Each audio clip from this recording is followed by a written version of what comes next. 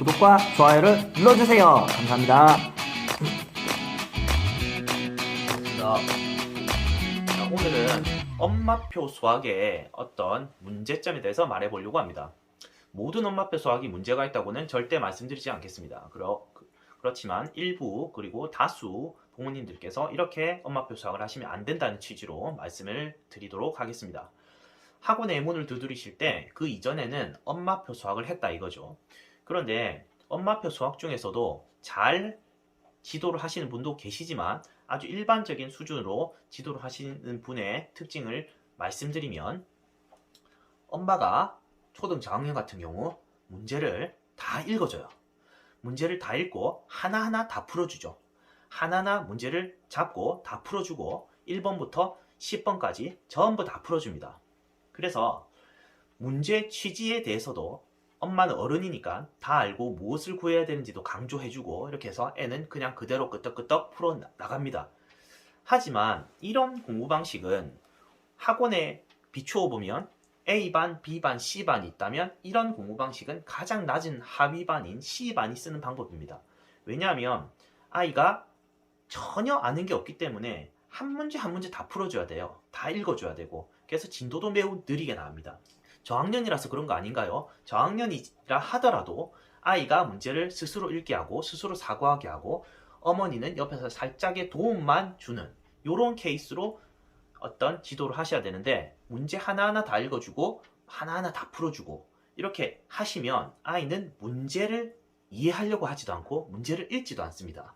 그래서 아주 쉬운 어떤 문제 예를 들면, 백두산과 한라산이 있는데 백두산이 해발 3000m고 한라산이 해발 2000m입니다. 그러면 더 높은 산의 어떤 해발, 고도를 쓰세요 이렇게 돼 있는데 아이는 백두산 이렇게 써요.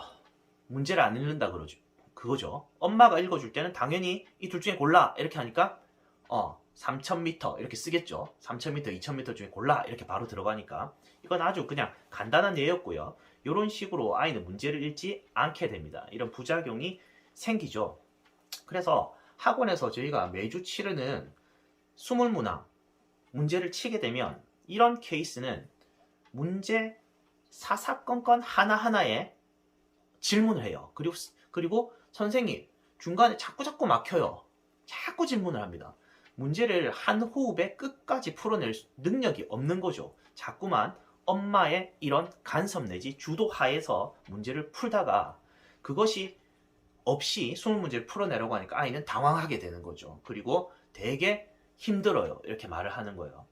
자, 그래서 지금 나쁜 이런 습관이 든 케이스, 이거는 저는 엄마가 내비게이션이 된 효과라고 생각합니다. 우리가 운전을 할 때도 예전 어른들께서 운전을 더 잘했다고 하죠. 이정표도 보면서 어떤 길이든 다 찾아가죠. 전국 어떤 데든 운전 다 할 수 있습니다. 하지만 지금 내비게이션은 엄마가 내비게이션이에요. 엄마가 옆에서 우회전, 좌회전, 야 방지턱 있다, 브레이크 밟고 다 알려주는 거예요. 그러면 처음 보는 문제를 보면 매우 당황하게 되고 전혀 생각을 못하게 돼요. 그래서 아이는 자꾸만 퇴보하게 됩니다. 수학적으로. 자, 이렇게 자라는 아이들이 나중에 중학교 가면 이런 말을 하게 됩니다. 그리고 엄마, 나는 가외 체질인 것 같아. 가외를 들어보니까 엄마가 옆에서 알려주는 거하고 똑같거든요. 옆에서, 왜냐하면 가외 시장은 하고나고 달리 수업 시수도 짧고요, 수업 시간도 짧고요 하기 때문에 그 압축된 지식을 그냥 가외식으로, 엄마표식으로 쭉쭉 풀어냅니다. 그냥 쭉쭉 풀어주죠. 해설지죠 그냥.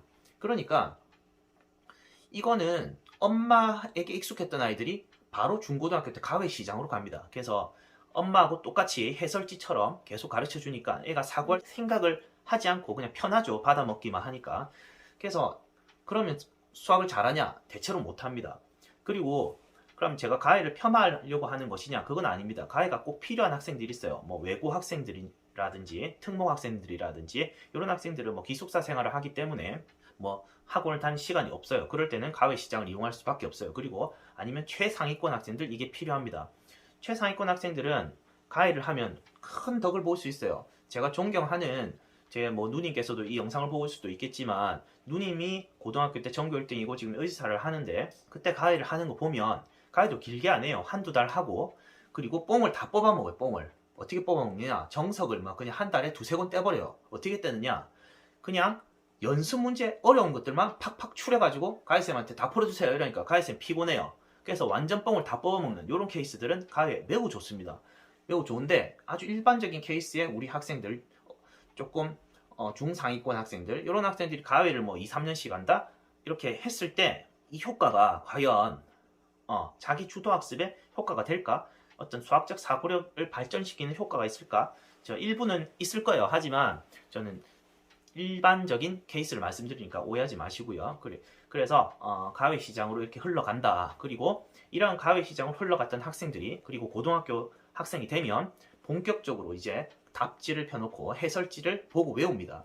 아, 수학은 암기 과목이야. 수학은 암기 과목이니까 답지를 보고 외워야 돼. 이해를 하면 내가 아는 거야. 이렇게 생각하겠지만, 답지를 보고 외우고 해설지를 바로 옆에 펴놓고 보는 학생들, 절대로 고등수학 50점 넘을 수가 없습니다. 고등수학은 장난이 아닙니다. 이거는 자기가 어떤 미로를 빠져나가야 되는데, 그냥 미로를 빠져나가는 수단을, 내비게이션을 옆에 놔두고 그냥 쭉쭉쭉쭉 한번 끝까지 갔다 이거죠. 내비게이션 옆에 놔두고. 그러면 처음에 내비게이션 두고 그 찾아간 길이, 내비게이션 끄면은 찾아갈 수 있을까요? 못 찾아갑니다. 그거하고 똑같습니다. 답지를 옆에 놓고 푼다, 아니면 엄마표 수학으로 초등 6학년 때까지 하고, 뭐 중학교 때부터 고등학교 때까지 또 바로 가위를 붙이고, 그리고 옆에 답지를 놓고 푼다, 이런 학생들 최악의 케이스입니다. 이런 학생들이 절대로 고등수학 50점 넘어설 수 없습니다. 오늘 영상 여기까지 하겠습니다. 감사합니다.